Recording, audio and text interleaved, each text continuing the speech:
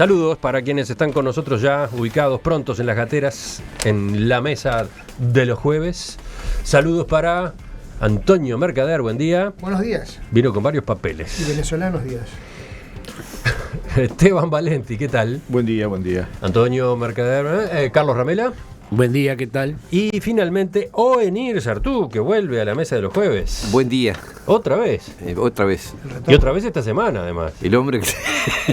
Eso es un comodín. Eso es un comodín. Lo que pasa es que Carlos tiene dos hermanos del alma. Putasoni, que es el de los últimos tiempos, pero cada tanto quiere recordar su vínculo con Oenir. El hombre que fue jueves. Bueno. Vamos al primer tema. El embajador de Venezuela en Uruguay, Julio Chirino, dijo ayer aquí en Perspectiva que el gobierno de su país está dispuesto a dialogar con la oposición, sea cual sea el resultado de las elecciones legislativas del próximo domingo, aunque, aclaró, el nuevo ambiente va a depender mucho de la madurez de la oposición. Chirino, entre otras cosas, explicó a qué se refería el presidente Nicolás Maduro cuando dijo que si el oficialismo pierde la mayoría en el Parlamento, saldrá a defender la revolución bolivariana en las calles. Estas palabras primero quieren decir que su gobierno y un proceso de transformación y cambio revolucionario que se ha venido dando en el país no está en discusión en estas elecciones. Que más bien el abanico que se abre, la pregunta que se abre a todos los venezolanos es: ¿está dispuesta la oposición venezolana a construir diálogo cuando la última proceso de construcción de diálogo quien lo abortó fue la oposición, que fue cuando fue la UNASUR, y después de la segunda reunión ya se pararon de la mesa de diálogo? O lo que quieren es enrumbar el país por un proceso de desestabilización política.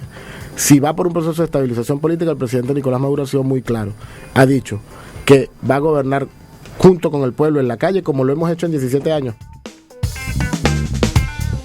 Escucharon la entrevista de ayer con el embajador Chirino, los comentarios. ¿Por dónde empiezan, Antonio? Bueno, sí, digo, los escuché, pero yo creo que el gran problema de estas elecciones del domingo en Venezuela es que el fraude ya se cometió. Digo, los observadores que van ahora van a mirar si hay orden, paz y demás, pero el fraude ya está cometido. El fraude es clarísimo. Presos políticos, algunos de ellos muy notorios, es decir, candidatos que están presos, que no pueden competir, candidatos que no están presos pero están inhabilitados, que sabemos que hay unos cuantos. No hay libertad de expresión, hay persecución de periodistas y de medios, hay medios cerrados, hay licencias canceladas, la compra de papel está limitada.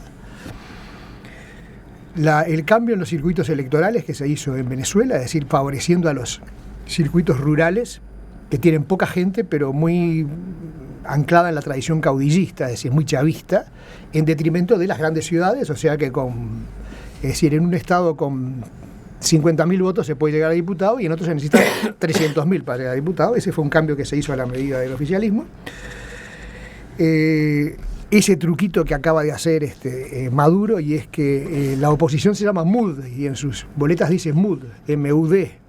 Entonces él ahora inventó una cosa que es algo así como MIN unidad, M-I-N unidad, y entonces le pone MUD también, con lo cual las boletas son casi idénticas. Amén de una cantidad de medidas en las cuales, en materia de publicidad, por ejemplo, que no han podido hacer y que se las ha llevado todo el gobierno, actos de gobierno con los candidatos metidos, una norma que parece ridícula, pero que los que conocemos Venezuela sabemos que tiene un sentido, y es: a los candidatos de la oposición no se les deja usar seudónimos. Es decir, el diputado Pocho Rodríguez se presenta como Pocho Rodríguez. Solamente lo pueden hacer los candidatos oficialistas, usar sus apodos. La oposición no puede usar apodos. Bueno, eso y un sinfín de normas dice que el fraude ya está dado por la campaña, como bien lo denunció el ex correligionario del amigo Valenti, del amigo Sartú. Yo lo reivindico como correligionario. Luis Almagro. Luis Almagro. Bueno, yo no lo. Bueno, está bien. No lo excomulgué para nada. No, yo pensé que era tu ex correligionario. No. Esteban, seguimos contigo. Bueno, intervenciones cortas, así hacemos correr en esta campaña, la voz. Digamos, Maduro da por perdida las elecciones y empieza a diseñar un escenario, y Mercader da por ganadas por el oficialismo y ya le acusa. No hay ganada por la oposición. La oposición no va a ganar. No sé cómo va a ser con todo lo que vos dijiste. Porque gana 10-1, pero debió ganar 10-1, pero le van a reconocer 3-1. Yo voy a reiterar una discusión que hicimos hace bastante tiempo. Yo leí atentamente la carta de Almagro, que está muy bien fundamentada sobre este tema que estamos discutiendo. Me parece efectivamente que pone el acento en determinados puntos previos a las elecciones que le dan transparencia, seriedad y, digamos, solidez democrática. Ayer la verdad que escuché al embajador y el embajador explica muy bien. Es decir, ojalá alguno de los gobernantes de Venezuela lo hicieran como lo hizo el embajador. El embajador hizo una explicación que yo en algunas cosas no estoy de acuerdo. Ahora, yo termino con una pregunta de fondo. Es decir, las elecciones no son un mecanismo legal solamente. Recogen una realidad política, social, cultural.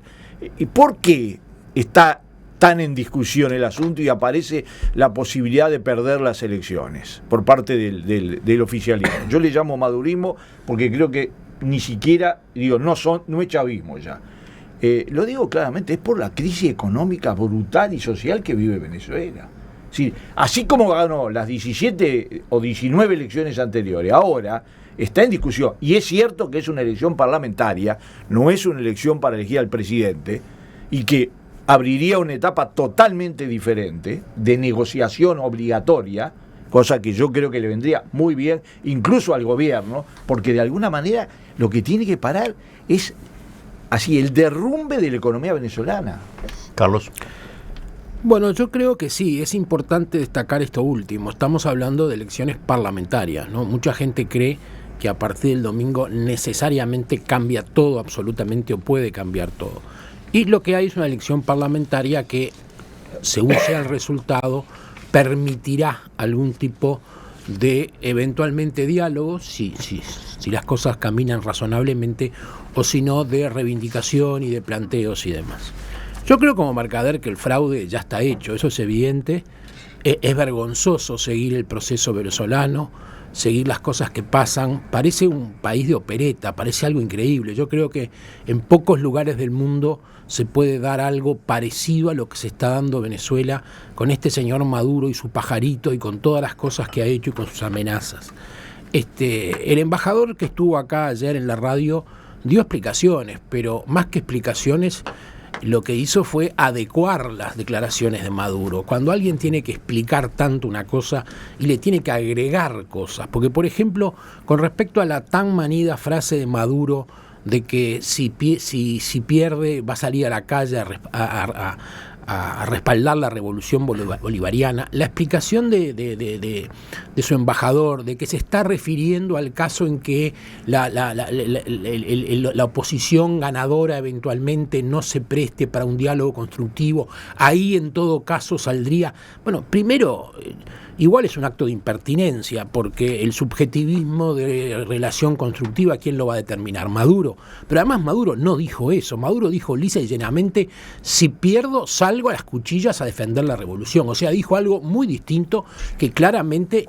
Cuchillas no. Bueno, cuchillas no, las cuchillas a las calles. están reservadas solo para al Partido nosotros. Nacional. Sí, señor. Bueno, a las calles. No metamos cizaña. A las calles. Pero ya bastante controversia generado dentro del sistema político uruguayo el tema de Venezuela, como claro, para agregar esta bueno, también. Y quería Nos falta que nos roben las cuchillas. Quería terminar con eso. Realmente, a mí me parece casi increíble de que todavía en el Uruguay estemos discutiendo la realidad de Venezuela, porque uno entiende el corazoncito ideológico de alguna parte del Frente Amplio, uno entiende esa relación carnal de José Mujica con todos los regímenes arbitrarios y corruptos de la región, porque los eligió a todos, fue Venezuela, fue Argentina, fue Brasil, pero llega un momento que la realidad rompe los ojos, y sea lo que sea una persona de derecha o de izquierda, no puede avalar lo que es Venezuela hoy. Venezuela es una parodia, Venezuela no es un país, Venezuela es corrupto, es arbitrario, es autoritario, es todo. Y sin embargo, desde acá, desde el Uruguay, Mujica, el presidente de la Cámara de Diputados y otros tantos, generalmente del MPP, siguen avalando esa realidad. Lo que en definitiva juega muy mal de ellos, porque nadie puede pretender aceptar esa realidad en silencio. Y como dijo Mujica ayer, para volver a repetir su vieja frase de que lo político está sobre lo jurídico, dijo que lo de Venezuela había que entenderlo con una visión política, de que no jurídicamente, en fin. Volvemos a relativizar lo que debe ser un Estado de derecha, de izquierda o de centro. Las discrepancias ideológicas o políticas no son malas, son buenas, pero determinados marcos que en Venezuela no se dan. Yo la sensación que tengo es de que estoy un poco cansado de hablar de Venezuela. Digo, porque en cuanto, no sé, acá mismo... En cuanta tertulia te toca, me toca el tema Venezuela aparece. Yo me pregunto, ¿por qué hablamos tanto de Venezuela? Porque creo que hablamos mucho menos de las elecciones argentinas que de las elecciones venezolanas. Es impresionante cómo se instaló en la agenda uruguaya. Claro, pero yo creo que no es casual. Almagro, ¿no? Almagro Lo de Almagro influyó mucho. No, lo de Almagro influyó, pero esto viene de antes de lo de Almagro. Es decir, de alguna manera Venezuela se ha vuelto la caricatura de la republiqueta latinoamericana y a la oposición uruguaya ha encontrado la manera de pegarle indirectamente golpes por elevación al gobierno uruguayo que está ligado con lo de Venezuela. Yo realmente creo que si uno mira la realidad latinoamericana, el panorama es bastante... Es decir, ahí tenemos Brasil sumido en una crisis bestial y no siguió el modelo chavista, precisamente. Argentina con otro formato irrepetible, también metido en una crisis política, económica, cultural tremenda. Y estamos nosotros en crisis, con problemas serios, digamos, de institucionalidad, de funcionamiento. Digo, ¿dónde están las maravillas? ¿Y dónde está además ese gobierno conservador que logra resultados magníficos? No existe. Digo, en Latinoamérica hay problemas. Venezuela los tiene a su manera.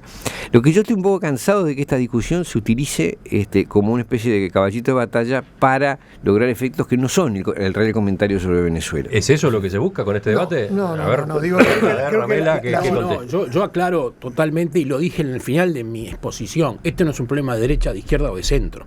Venezuela no me preocupa porque sea bolivariano o porque quiera recrear el socialismo del siglo XXI, con el cual discrepo totalmente y creo que es una gran farsa.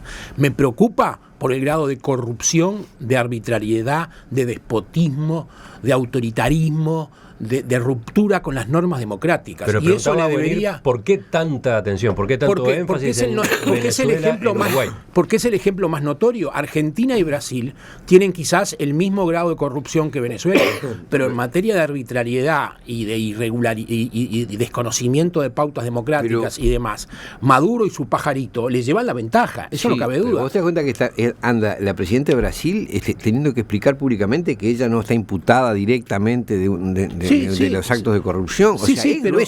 Pero le inician un juicio político y la democracia funciona y la prensa es libre y el Parlamento tiene su libertad y no los medios de prensa no son hostigados y los políticos opositores no van presos. O sea, me extraña mi amigo del alma, que es un liberal, pero de izquierda, pero liberal realmente, que no vea la diferencia entre un régimen absolutamente autoritario, arbitrario, que desconoce el Estado de Derecho, con lo que pasa en Brasil. Quizás la Argentina, con esta demente de Cristina Kirchner, se parezca más a lo de Maduro. Pero el problema es que hay aquí una mujer que se enferma. Hay una enfermedad personal. En Bolivia lo que hay es un sistema, en Venezuela lo que hay es un sistema enfermo en general. ¿Se conformó la respuesta, Bonir? Bonir, yo creo que la situación de Venezuela además es la peor de todas. Si tú mirás, después de 17 años en el poder del chavismo, tenemos un país con 150% de inflación. Escuchen bien, 150% de inflación anual. Un grado de escasez. Te corrige, Valentín. 200, bueno, 200, gracias Esteban. Nunca imaginé que ibas a apuntalar mis argumentos. Esteban, la verdad ante todo. Yo sigo los temas de Venezuela en toda su complejidad. Hemos llegado al extremo de que me ayuda. No te ayudo, te digo el dato que maneja en Venezuela. 150% de inflación. Que más. Bueno, un colapso totalmente del modelo económico, el hostigamiento que se ha hecho a la empresa privada, que lo que ha logrado es que se han retirado capitales y no hay inversión en Venezuela, una caída del Producto Bruto Interno que para este año se estima en el 10%, imaginen, 10% para abajo, una situación de inseguridad rampante en el país y un grado de corrupción que supera todo lo visto. Es decir, basta ver esos barrios que hay en Miami que no son de la gente que emigró por temor a Maduro, ya son de los maduristas que están colocando sus inversiones en Estados Unidos por temor a que el cambio los lleve a la cárcel, que es donde deberían estar muchos de ellos. No, mira que yo no discuto sobre la sustancia de que el formato y la realidad del gobierno venezolano sean muy cuestionables. Digo que no son los únicos y que hay como una sobrededicación a ese tema. Digo, hemos vivido, yo qué sé, lo que pasó en Honduras, por ejemplo, hace unos años fue payasesco y sin embargo no le dedicamos ni la 10ª parte de la atención que se le destina a este. Ese argumento de que hay otros que son peores no sirve, porque entonces no podés discutir de nada. No es que no. Lo que digo es que no le hemos dedicado ni la 10ª parte de atención a ninguno de los otros que son iguales o peores. No me lo distraigas. El protagonismo. El protagonismo político que ha tenido Venezuela en los últimos 10, 15 años y el protagonismo que ha tenido con relación al Uruguay es mucho mayor al que tuvo Honduras, amigo Sartú, por favor. Ese es un buen argumento. Y bueno, igual no explica que le destinemos tanto Venezuela entró al Mercosur no por la puerta de atrás, por el sótano, escondido por el sótano. Venezuela ha sido el destino de los viajes de todos los intermediarios de Mujica. Viajan 80 veces por año a Venezuela, 85 veces. O sea, el protagonismo de Venezuela con respecto a Uruguay, ya sea político, ya sea de negocios, ya sea de comisiones o de coimisiones, ha sido enorme. Un pequeño detalle. Valenti reclama la palabra con todo derecho. No lo están dejando hablar. Cuando dije al principio de que el fraude ya está cometido en Venezuela, omití decir algo que es obvio, que es el proceso de intimidación, de amedrentamiento que Maduro ha hecho sobre la oposición, con amenazas a los funcionarios públicos de que serán perseguidos, de que su voto será detectado, es decir, amenazas de todo tipo, ni que hablar además de los atentados con armas que, en el colmo del ridículo, se dice ahora que que murió en el acto de Lilian Tintori era un mafioso y fue un ajuste de cuentas. Yo le pregunto, ¿un ajuste de cuentas ustedes creen que se hace arriba de un tablado con 4.000 personas reunidas y tirando al barrio de un tablado? No, un ajuste de cuentas se hará en un callejón nocturno, pero de ninguna manera se puede decir que no fue arriba del escenario, fue en circunstancias del acto, pero no fue arriba del escenario. En medio de una multitud. Bueno, digamos que las posiciones están bien delineadas, como no podía ser de otra manera. Yo también me siento un poco agobiado a veces de discutir el tema de Venezuela. Yo lo voy a encarar de un ángulo totalmente diferente.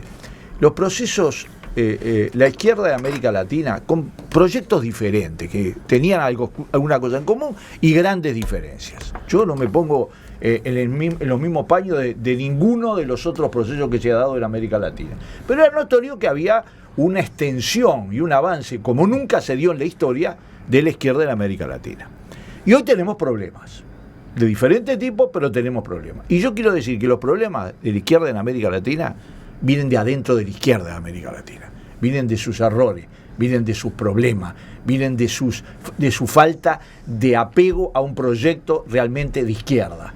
Ese es el problema de fondo. Y cuando dicen, bueno, vamos a discutir, etcétera, sí, yo acepto discutir la situación de Uruguay, no en base a Venezuela, no tengo nada que ver con la política económica, ni con la política social, es otra cosa, y mucho menos con los aspectos democráticos, porque se podrá decir todo lo que quiera de atacar a Mujica por el tema de Venezuela, etcétera, pero en este país fue 5 años presidente y nada de las cosas que se hacen en Venezuela se hicieron en el Uruguay, ninguna, Es más, a mí lo que me llama la atención es que nosotros podemos tener dos visiones tan diametralmente opuestas sobre lo que soportamos los uruguayos, lo que aceptamos los uruguayos, lo que promovemos los uruguayos, que son nuevos derechos, y lo que aceptamos que otros países, sea Venezuela, sea el quien sea. Pero eso es un error de los que lo hacen. Sea Venezuela o sea quien sea. ¿Por qué yo me voy a tener dos visiones de los derechos humanos? Y termino con una anécdota.